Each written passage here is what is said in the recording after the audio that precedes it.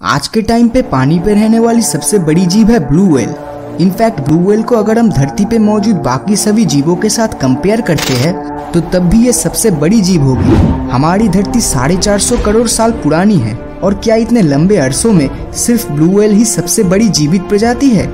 वैसे blue whale को मछली कहना गलत होगा क्योंकि ये एक मैमल्स प्रजाति की जीव है। मछलियों की प्रजाति के हिसाब से द ग्रेट व्हाइट शार्क आज के समय में सबसे बड़ी मछली है। इनकी लंबाई करीब 15 से 20 फीट तक होती है। लेकिन जैसे आज से लाखों साल पहले धरती पर डायनासोर एग्जिस्ट करता था, ठीक उसी तरह एक शार्क की प्रजाति भी अतीत में मौजूद थी और उसका नाम था मेगालोडॉन। मेगालोडॉन आज से लगभग 30 लाख साल पहले समुद्र पे राज करते थे। इसकी लंबाई 60 फीट और इसका जबड़ा करीब 3 मीटर का होता था, जो कि एक इंसानी शरीर से काफी ज्यादा बड़ा था। मेगालोडॉन के इस जबड़े में लगभग 270 नुकीले दांत थे। इनके जबड़े में दांत 5 लाइन में होता था और इन दांत की लंबाई 3 से 7 इंच की होती थी। और आपको जानकर हैरानी होगी कि अगर किसी दुर्घटना में मेगालोडॉन का दांत टूट जाता है तो नया दांत निकलने में सिर्फ 1 से 2 दिन का समय लगता था।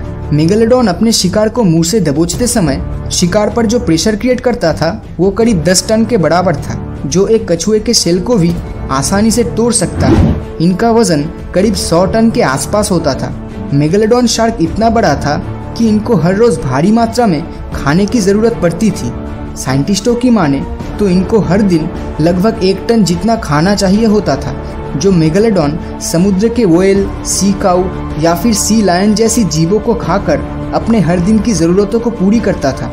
मेगालोडॉन के बच्चों का वजन 2 से 3 टन और लंबाई 10 फीट का होता था और इनका जन्म समुद्र के उन इलाके में होता था जहां पर पानी की मात्रा काफी ज्यादा थी, क्योंकि जिंदा रहने के लिए इन मछलियों को ज्यादा से ज्यादा पानी की जरूरत होती थी।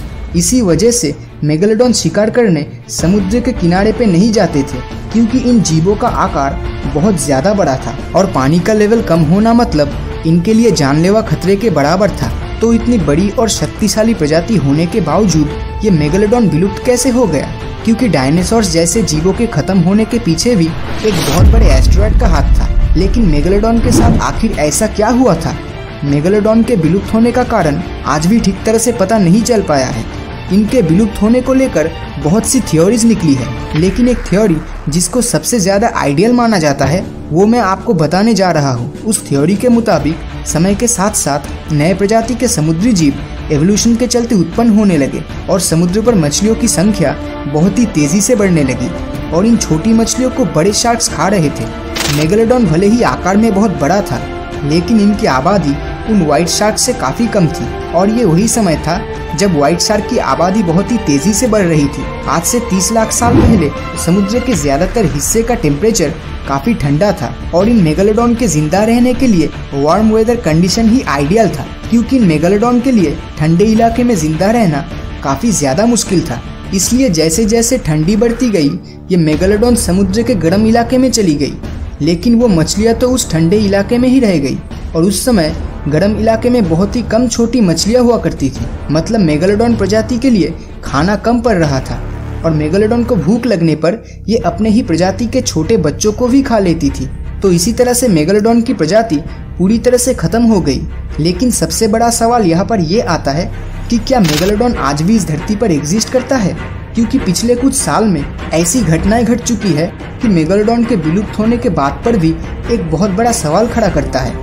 1875 में हुए एक समुद्री यात्रा में मेगालोडॉन के 2 दांत पाए गए थे, जिनकी कार्बन डेटिंग से ये पता चला कि ये दांत शायद 10,000 साल पुराना हो सकता है। लेकिन मेगालोडॉन तो लाखों साल पहले ही विलुप्त हो चुका है, फिर ये दांत कैसे सिर्फ 10,000 साल पुराना हो सकता है?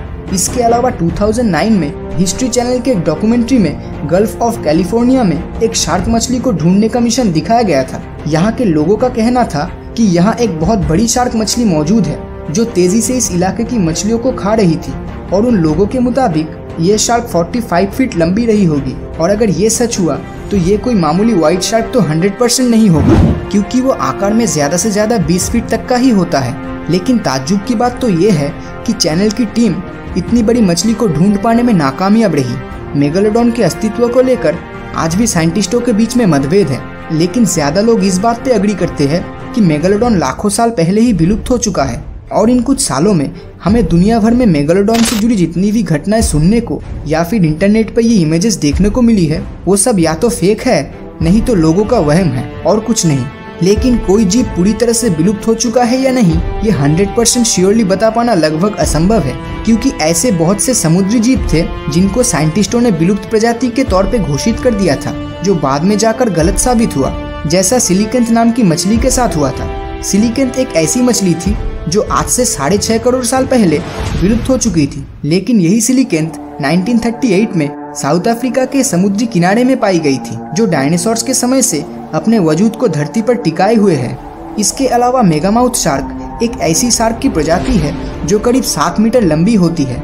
लेकिन ताज्जुब की बात तो ये है कि 1976 से पहले शार्क की इस प्रजाति के बारे में साइंटिस्टों को पता ही नहीं था कि इस तरह की कोई शार्क भी धरती पर एग्जिस्ट करता है। आप में से कईयों ने मरियाना ट्रेंच के बारे में तो सुना ही होगा, जो दुनिया की सबसे गहरी जगह है। वैज्ञानिकों की माने तो वहाँ पर ऐसे विचित्र प्रजाति के जीव हो सकते हैं कि उसका अंदाजा भी शायद हम नहीं कर पाएंगे।